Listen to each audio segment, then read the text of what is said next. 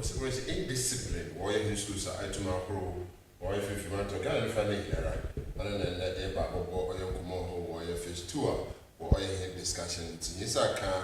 I actually have a pain, so what did the people about 50 man to me or so a bit than I made this and the sign say. I actually have Alberta Alpha, and they watch your common, or your guidance and council coordinator, 50 man to me, or your machine. When Jeff Pin or down in paying full hour to my Casacro Pie, from my way to Mokoye. Now, the position of the yard, so didn't they busy, didn't they so to Mama? If you look at your abandoned necessary from us, brought you in your to Nado. I should brought you in your to Nadosi. And I'm ready to open to my papa, me out in a human and open here, and Casaka said, I'm going to be a year time. Ababwa nephew to me akọ na mo from mo na so do ni abamati nephew to me asa we so from kwacho be for we na family pa awofo bakacha we na family ajachafo bakacha we na family na hona no ye abafo mo to no ba ka guidance and counselor ano ya abedi bi no to mo na pa so mo to mo ye owo to mo ye indiscipline okodo we school sa horo no ye to me na ya brand as pa. Madam, good morning. Morning. But you are for me, Yamina Dumon, but you are say. Yamina, Mrs. Shabbat 24 hours. Amen. Sure. Mammy, can guidance and counsel warrior, regional director. I will do you, Papa, but that's the way. Now, answer na message, me for the mark when you do make here, me regional director of education, Dr. Mrs. Juliet Duffy Otami. Na me chia staff members awo regional education office na me wie so ahwefo nso so me chia hon wonje ma bro you ye da say uncle ye kan guidance and counseling na o che de ihe na ye wo regional education officer ye hwe emoframa no wo abrabo na worbo no de wo sukuu mpo wa wo honimpo wo dere ba kwana ye be foda ye be tenetene hon ama wo kwan no onye wo suban no wa ye de ose na ofata oninti no ye ko ye wo schools wo wo guidance and counseling wo ho wo hwe moframa na afra no wo tibie ma guidance and counseling no hodo obabu afra no na watenete na akwema man kapim do obo wie school ye wo dimedi so a ihe na ye kan general counseling ye tumi ye programs ye awareness ye create and some no nyanyama bebre ye de momoframa no na ye da abo ho ye wie so a ye one on one counseling ono no ye moframa no wa dream wo psychosocial and emotional situation a wo no ye nyi hon so atena fom na ye te wasem na ya ahwedu ni etum abo hon ama we etum so efriti bia wo mu no emu mami Alberta legmo doso onye na so ye nyinara nti mami ye hwa Alberta ye define or indiscipline e be chechime me pocho you me da say ye define indiscipline me pocho ye nyina motuma kede tibia bi another suban bi a ye da nedi abra ye mpede ye de rules and regulations a o ye set up mu ye di be ye adwuma onye ni des American bioma ebi a ye wo adwuma ye wo school mu en adwuma biara na onye set up biara onemra odi ye adwuma oni nti se wo mu na se entumendi mbra no do na ye adza on sena on fata onu ne yebekande oye indiscipline damina samnati ana yebekada oye indiscipline damina oye mami Alberta otumro chechi botumo de train inti ohia papa de botumo yetu ana ma na fetu courses a abande botumo dem courses na otumo mo of the indiscipline by be madasi before I yeboko courses no mesa den ka bom na yembobo nzamani bia ye ya obeche do ye indiscipline you say ye dikana your classroom distraction on in there afaba ewo classroom teacher ni richardze na erkasa disturb class no or ye indiscipline ye hwedu nsusu wo ho a class a start teacher ni je ho richardze na afi na riba classroom onu so ye indiscipline you use mobile phone or ye mean fan it's against rules there students another obi a ehia edi mobile phone edi boko school inti se ekita no chede empede bedi embra na owo school no do inti se kandama no chede oyo no so indiscipline ye can be attendance issues the empede bebe school absenteeism and the emba school echina emba school na tuma obe da kakra bi a 1 week later na fe neresa na be school the mundi yenyi nara onu nara ye kanide or ye indiscipline uniform violation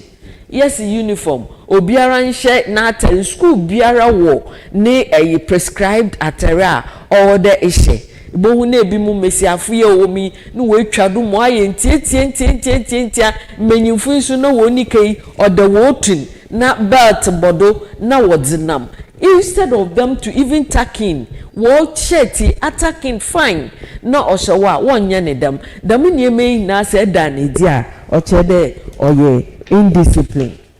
yakobiema substance abuse and nobody knew who we school sumu and some bebre no risisi moframa wafa atwo hu de indrubon na hodi be edwuma worunum weed worunum you can name them red bad in some bebre na moframa wafa abo hu wo tuban ne de awonka school ebe erbushia wadi na afidaka for them nyeme that bobo ni nara kan ho a o kire de empede edi school no ni rules no embra no wo school no empede edi be yedwuma nti no so why indiscipline cheating examination hall nearly cheat abro wo dey tumi suade na prepare wo ye na kokotro wade no ene nya ne dam na awode atrocho obi egu pipa mu na da ahyehyehye wasre ho da ahyehyehye obotom na edere ko examination hall ni na oye indiscipline micro classroom micro school ko mekaye monitoring na mehunde teacher no orichirazo no na moframa no so what to ho no teacher ni bisa question na moframa no te ho na won answer question no nti me hwe ya akwesi da me ya ade ni na wie nti me wie na me frɛ teacher na me say ada me hu ni yini and it's like teacher no anything wrong with it. I said them time me no the moframa no ye mo hu the rules and regulations penyimu erichirade afrobati for bisa no question although sorry odi dem enidi no odi mon o sorry no answer o wi a wate no fom opedo obisa question so a wa sorry no so we bisa question no o wi a no wate no fom say yamfa dam nyama nkakra yamfa nhye mofroma na asa oma odu baby a eje ho na onye na ebisusu ni disrespect towards authority yempanyifo yenyi wo school ni na yembu won what can some Korean ye can be? We are challenging them all the time. What can they do? Ya yenye ifaha yanko the yanko classroom yesu ban ye bibia is like ihena na ye di ye ho ene wo school mo ono so nya dem not say ya edisuanyi na say e wo dem tibie mu a ye pede ye mo hu na what ase there or ye indiscipline. That's it. So, until ALBERTA and Waba, as said, I don't know, you only your work. And the Dama Arma Franto, my former automotive teacher, Casama, and I was the man ALBERTA to make it. Now, some poor Oma in Kenya, I was it's no, I search on the summer, more exercise. So, I said, name shape the ABC and study courses. You say, your courses and so. School setup yehu de school before afraba school biara no or the school no ma afra ne hu ne expectations. The school should let the learners know the expectations of the school so that na mo ho so we tumi we di them expectation no do nti se afrako school na we hu them expectation no we ntuma amfa na amfam mo we hu de menkwa ha menye de ya or the indiscipline and oba ono no tumi consumer indiscipline oba inconsistent enforcement owo de me pede ye me ma yesu kufu ni na hu de ye wo mra ye diri ye dwuma ono nti safra no be school na hyehyɛ mra na ama no onyim ada a oda o ya ono enye bibia obe show indiscipline na emum obedi embra no do na emum safra no so wentum endi embra no do so a ye besre de ekwana all de ye de no fado no ono na all de fado nti ahwe yesu ko enda ye wo ada ye kan wo friend de code of conduct for learners aban wa hyehyɛ no fine gs mpenyufo wa chocho wa da to book do fine wo da ma secondary school bia de ye mfanye adwuma ono nti na tintim dem nye menwu nyina wo ho akyerɛ mo from menye dem adi memfo obi na ade men cheat wo examination hall men bully men go wanyankofo enyima ase ni na wo ho mo from anu nti se wanya ada ose there owo de yedi ye to reform the afrano ono na odi edido we should be consistent send them aya madam afrey wo bono ye ya the next afrano so ye the same thing na owo de ye hwe ni ye de man pepepe onyi de ye kede wo mi pedem afrey asem ono de oye bone no manka imom no ono de ono oye bone no manka say ye ne dem a ono so de indiscipline odi eba poor leadership obisu wo nimpanyindi no wa ama na ye so flexible there obi aye ada ope se eye dem so e madam akwanja no so a oma indiscipline ono so oba peer influence ye nyimde yesu ku a ye kwei ye wona mfufu bi wo ho a ye ntum nyi woni nje ya agudi ono nti no oma we tend to be influenced wo ba wo suban bi a wo di free wo fie bai mama ye na ye ntase mama ye remfi so dem from na worba no obi afre different background in worba obi adi ni suban na odzereba nti si ye ba na ye be hiem de ni ehia nyankofo a ibohu de na ya attend to the yesua bone no a wom no nyame anim ni se ye hwe ye hu de bone sua no o ye fast o contentam nti no afre be bia obe na adwen de obeji ye bibia otumi ye nentem otumi ye influence ni nyanko obi kura tum ka chende anye ya me mo wejibani ndi because bi kura no so krampo oti gare na shitope no odzebei onyi hwe ne nyanko no me enya de maji memo odei na odi chiri nti ono susu de indiscipline ono susu odzeba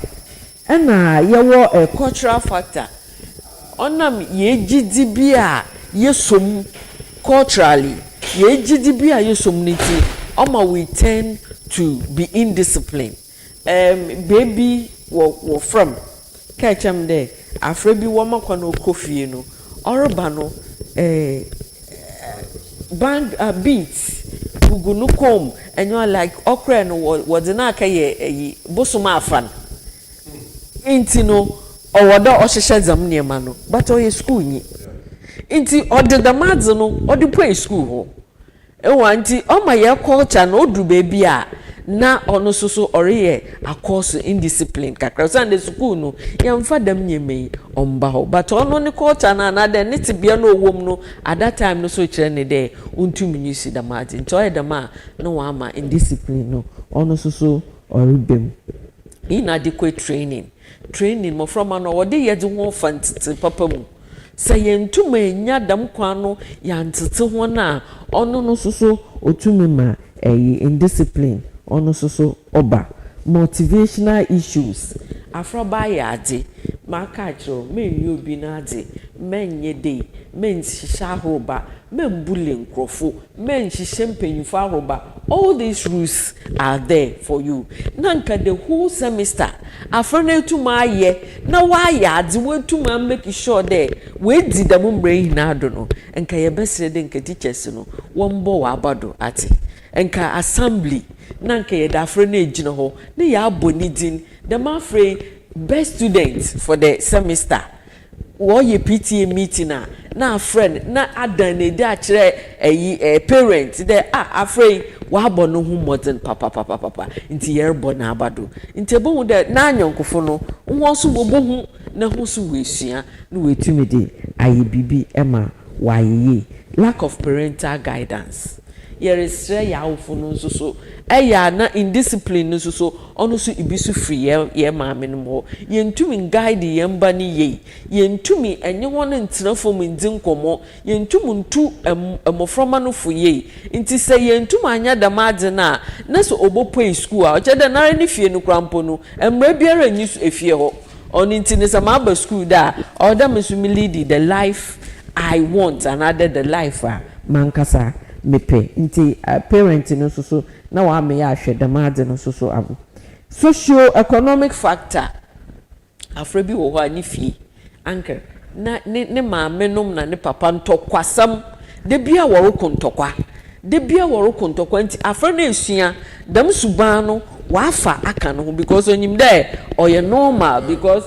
senya abro ada na boxing wodi efi ada ne boxing ring ena yero bro ye maame nom papa fui wor bro hon maame fui so wor bro papa fui ni nyina mofra me we nware hwe nto ba school so ebi wo fie da ye normal nti ma so meye bi na olbule mofra ma ni nyina so oka ho ema indiscipline ono so oye ejuma sana mana mata de bia no ba da ta no sana won sampa na sisi arazi nyaja ye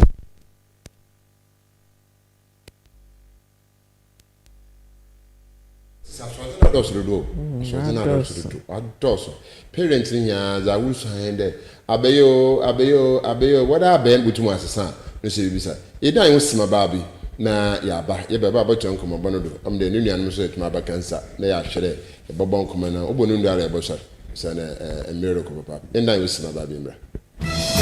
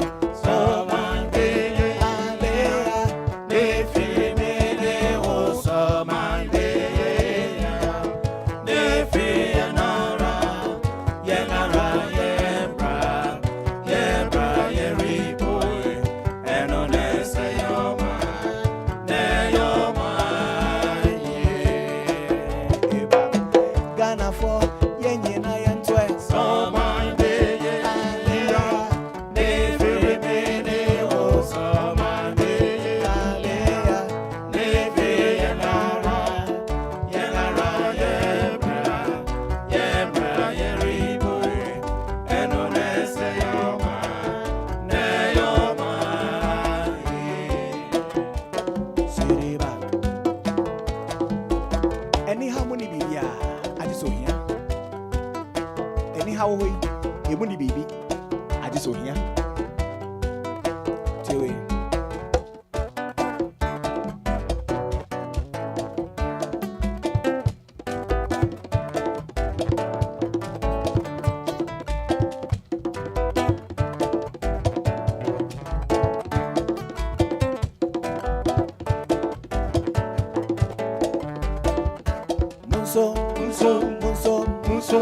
So my ejuma yam famo wa de sheme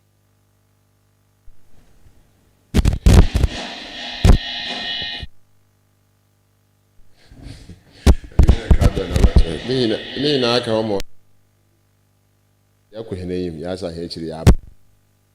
ALBERTA na one go assembly ya aka you bring the person if say you to me that you to prevent all these things because as some of you can not but in the end we can because of time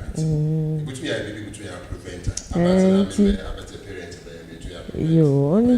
you know the courses na mebubodo nara no aduna o course indiscipline no ono na ye hwede ye bejai na wetumi aboa hen ama why enti no dodi kan na miss the lack of clear rules enti say ye wo school a rules ni yen set ni ye yemma mo from a new what they are expected to do in the school until you lay down all the rules and regulations them on until say secondary school say about fufra wo for bibi orientation will take about 2 weeks no that amo them orientation no afro no all day hu adza school ne pe nzama school no ompe na emom wasanze wa church nzama owo school wa ibotumi eyusu nti demanding na so wo ho a if that lay down rules no wo ho a megidi dem oframa no wo battle won ho e freedom in discipline no eho Yambra Dean of Discipline. Mama, no person so. Nti oya Jimaima anso ayenso oya holy child. The holy child fitinda kisi nke okama some westward. Asende you mama the indiscipline no asem ya ni to me yeke. Oya Jimaima school na ya kan. Say if you are sorry in the school you say indiscipline or school like you school I get it as they put you very to ye what me I see I will not waiting right I will see and I'm which be for 1 minute today what in there yes the school is a Catholic school our name bra na brani na so no ye de mbra keke Ghana Education Service nembra no ono na ye hwe na yenze aka ho nti so obaye no any school a my sister okay baby there when the form ones come what do you do to them so that in the end they would have in-depth knowledge about what goes on in the school that comes in the orientation it was one family ba oh yeah you know said there they won't find it today we from the school here abemi we there and you won kujina ho na walk it's orientation time you work at one oh you there everybody you work at one and now why Catholic school so what they who there you will say when it comes to the morning mass Sunday into the mess zamani now winter hour banu e be yenkrami you won come my with but when the school is no so ehwe de ebezido e be a wo fe because we believe and we trust in the rights of every Ghanaian child. So it's meant for everyone. It's about it, our school no na our day home orientation yet na bon it's yes no also so it's all I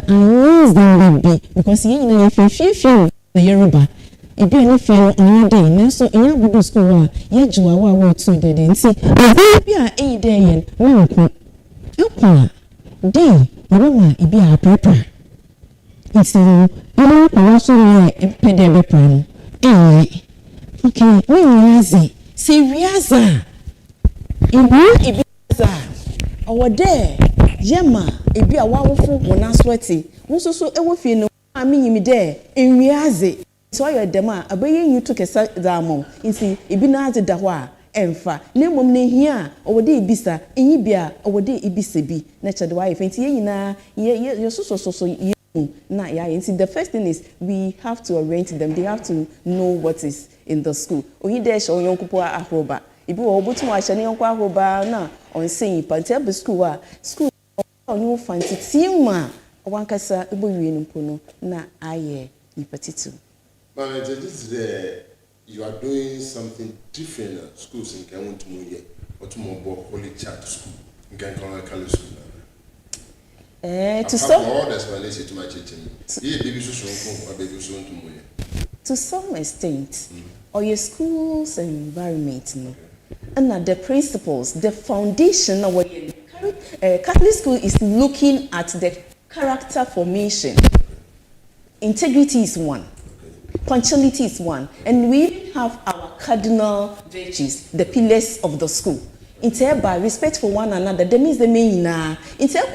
school bisuma ono no it's different from my holy child school ohunzema no na ni na so kabuma oboa nti menke de ya na de na emum no mama pede mekane de momo fambe ya wo SHS no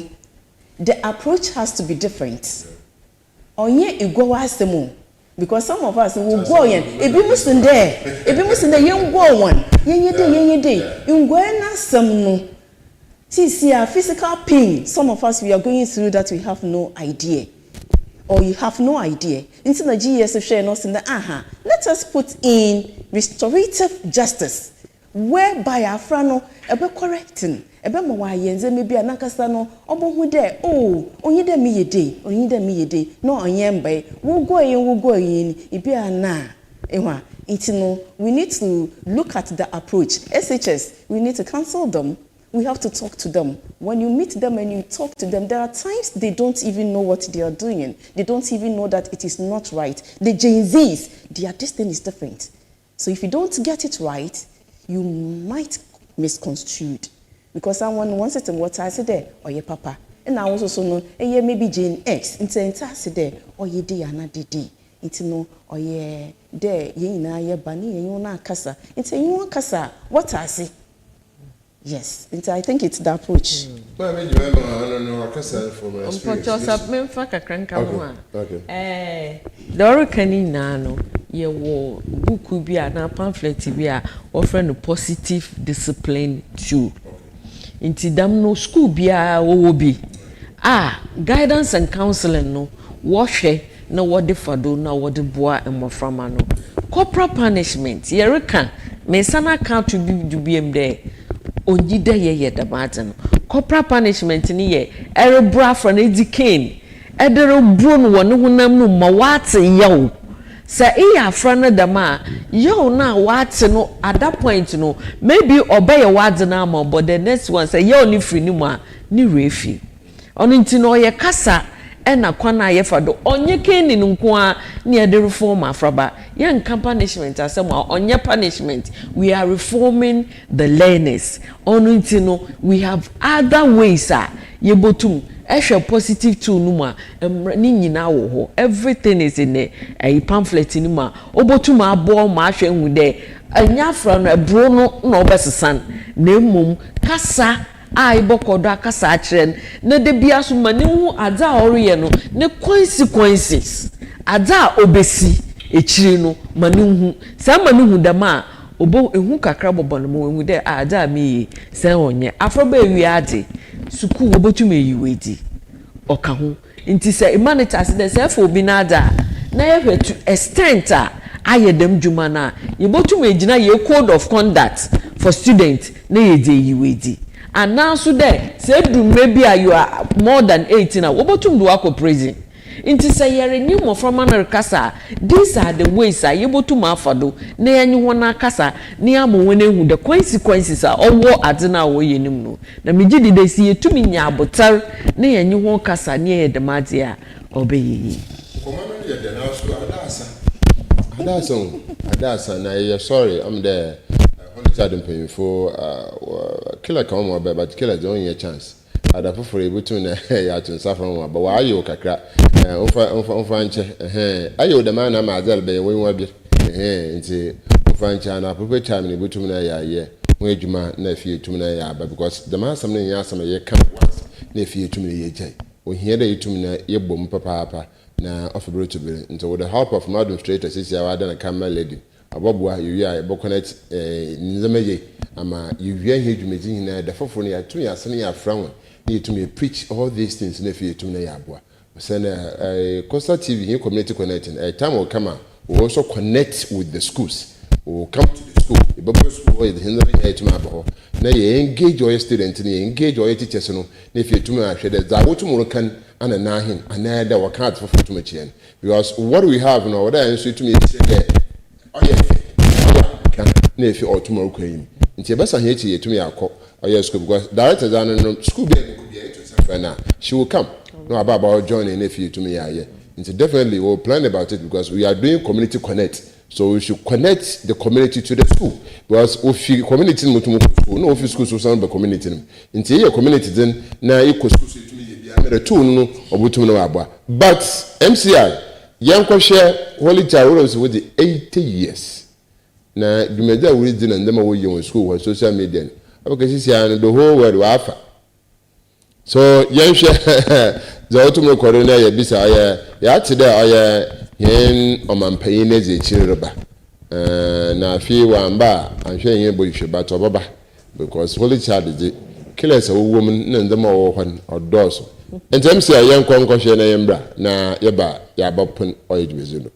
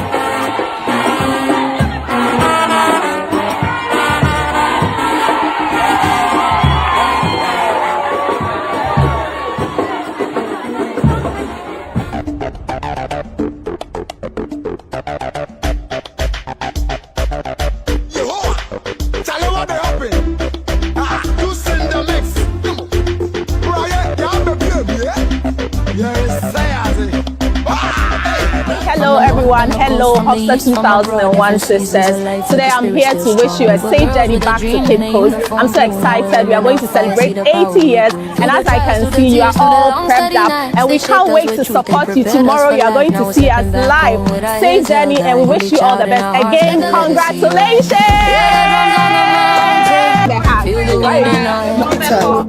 Every single you guys. Restoring me to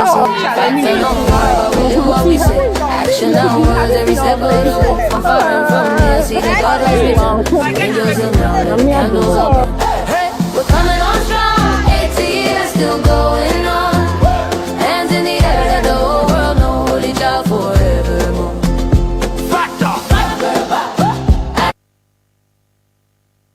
That record ula 2001 I want to host or this year I speeches prize giving day or into 25 years into was a which to mamba na nketesi ya da aya fie nene na so sikasam na kasin na fi mente hu kotokum but wo mbo wudin da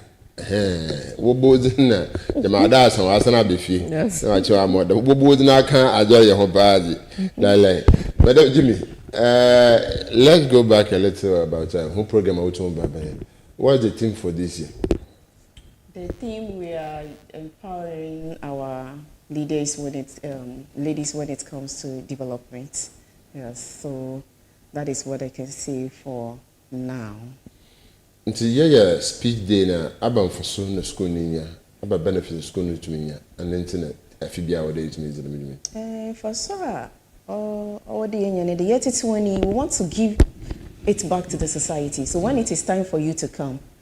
bra, na society no and our school na wa abo ma easy mu no ehu there ono so no oye bibi is the mom. It's what do wa won pono oye wona wo ho ade wo baba no wo ba be di dem dwumi wo ba sa they are not just coming, they have to take a project. Nti eyin mo worry be the wo there school no ohia nsu. Nti no water projects are one of the things that worry she oye na nkoti wo wie no ye ni main battles wo hu there ho na asesa kakra no won so why ye ho ye examine o we ne de wo be we call the traditional houses 25 years house no wo mu no we call we kichi won sisters nkakra ma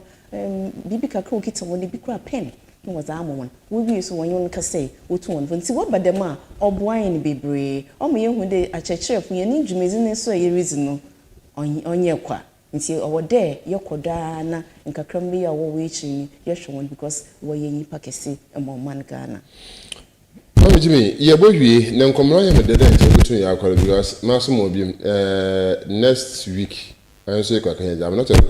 PTA for Agri Memorial. Nti eso kwa kan henede. Sustainability de bia yeko a PTA will be a project am or school.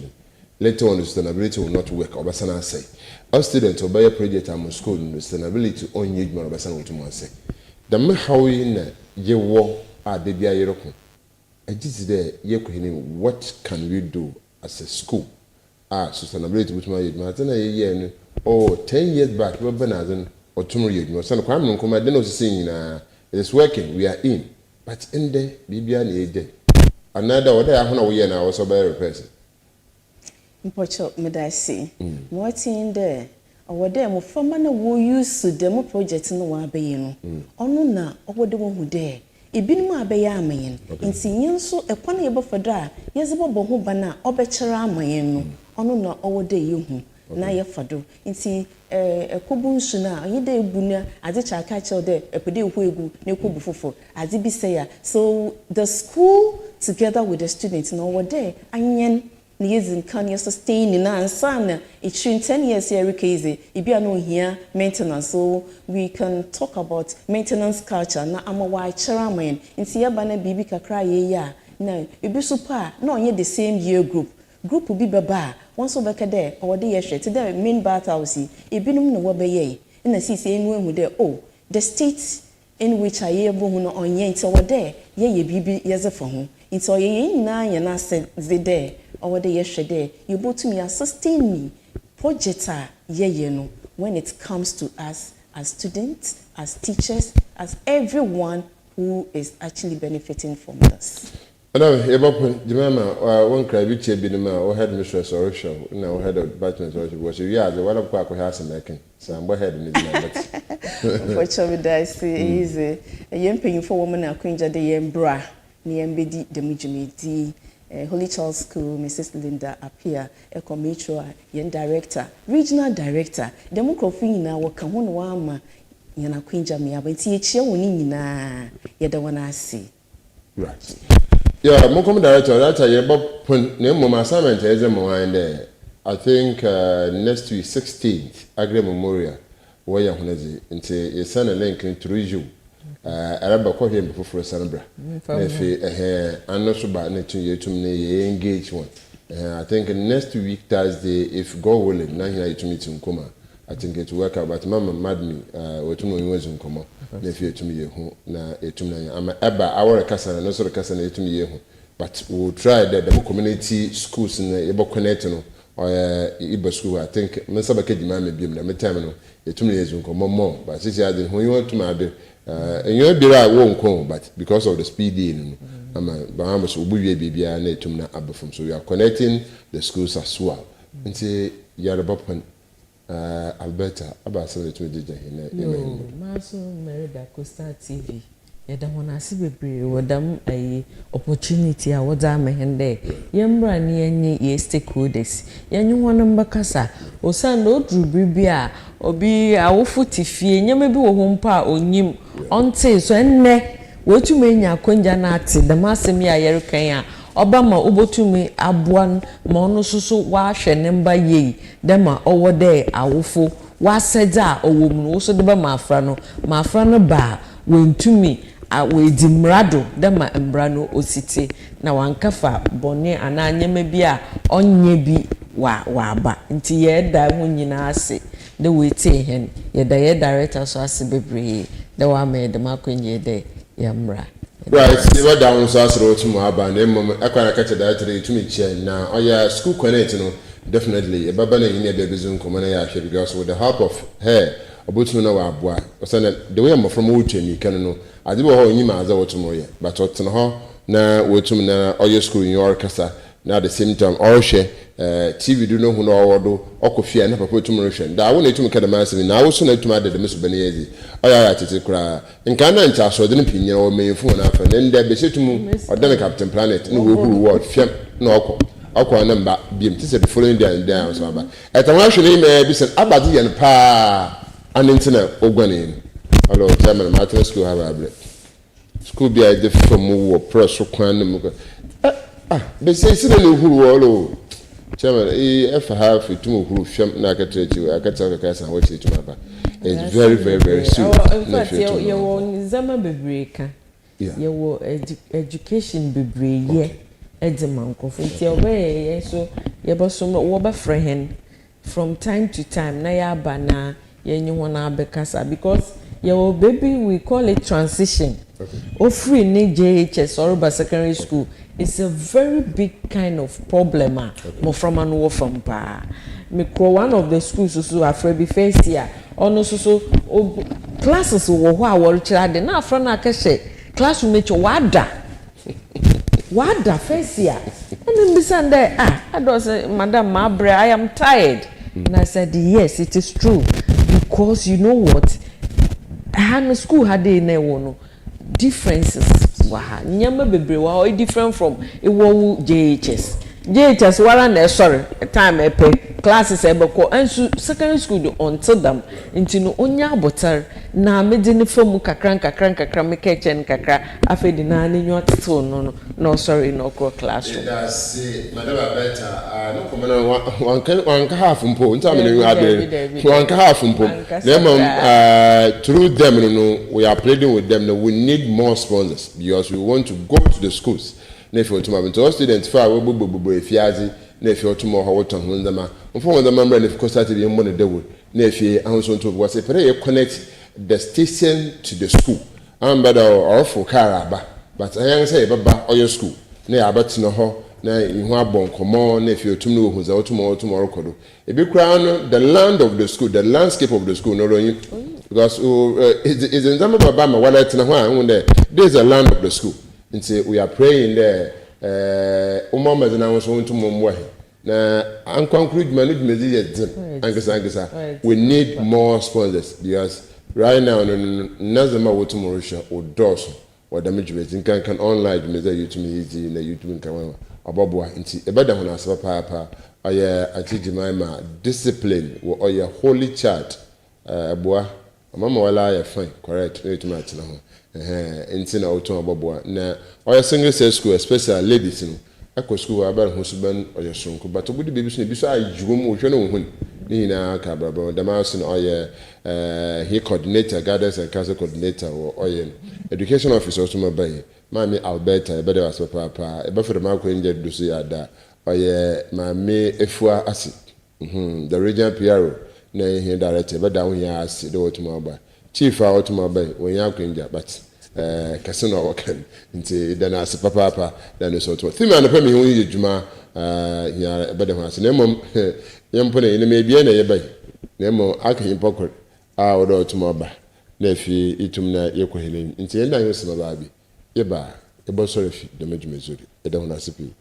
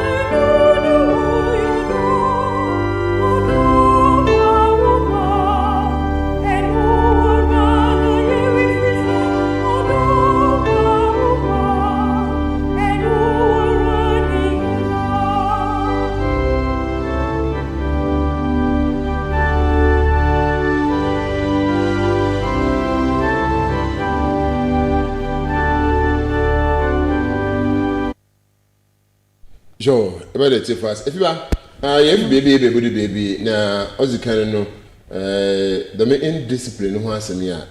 paying for to Mokane. I think that you know what to me, Bo, but the ones that me out tomorrow. Oh, yes, you know, your family was say, I say, charity begins at home. Yeah. Say, akola no nya akola boni frifia menye hwe se school mu ho no e na obekwa akoya akola boni no bi so obeka say na peer pressure say akola no nya ntete papa ofia anya ne obi beka no school mu ho no obetie na eno akoye peer pressure sem nti ye nyina no ye wo ya family a e wo se ye na ni nyina no so no ye ntimi blame mpanyifo ana se teachers for akola ni bi wo ho maso din aswodin fitai o maswodin pa ni obeka bia no ombe opposite ni obeka bia ombe opposite nti e wose enkwala no na e wose ma yeni ekwa ebi mu ho mani so ehye nti obetu omufu bia no omumfa na emum se etimi ya na at least 98% enya ntete papa ofia 2% no omntimi ha adwen bebresa nti yina ya family ya wose yina ye hwe na ye Achina, Gani, 9 years. Yes. Enra, Mama V, me quiz, Mama to national anthem, and I mean to me your quiz. Patriotic and young Ben and a winning too. A better cheer fast that it didn't here, it is her and very Juma. The Mirror, our home mother,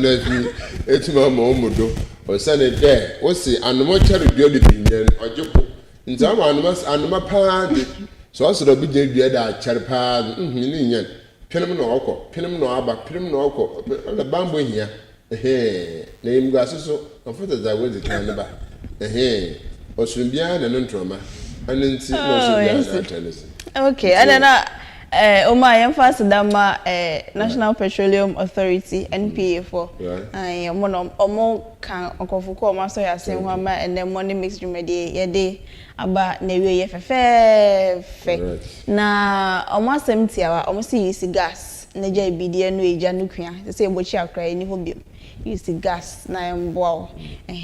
ye so ya dey asda ebema Solace Bar and Restaurants omo say ejuane papa ne enyo papa ne nsa papa de Solace na okwa ubenya bi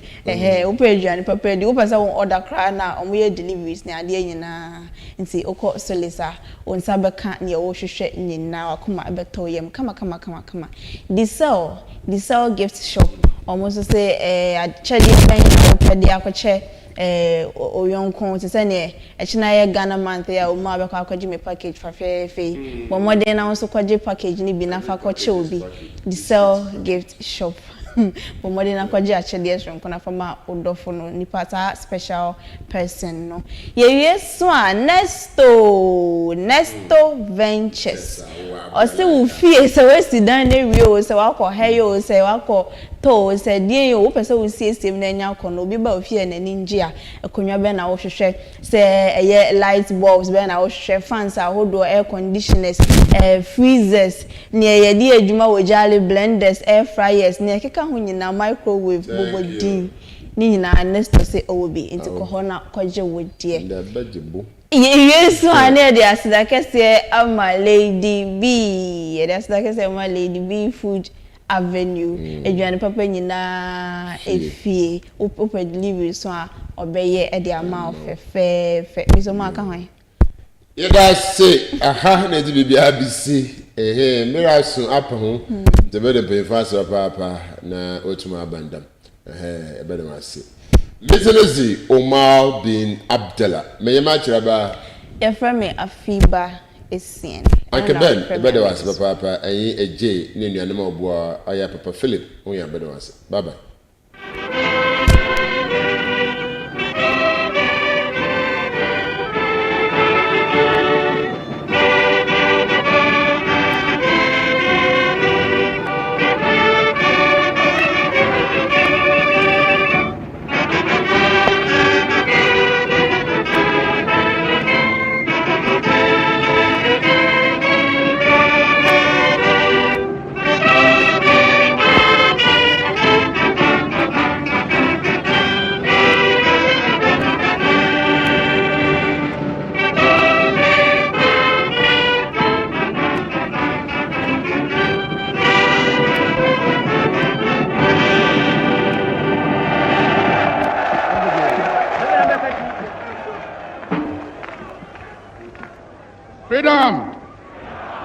Freedom!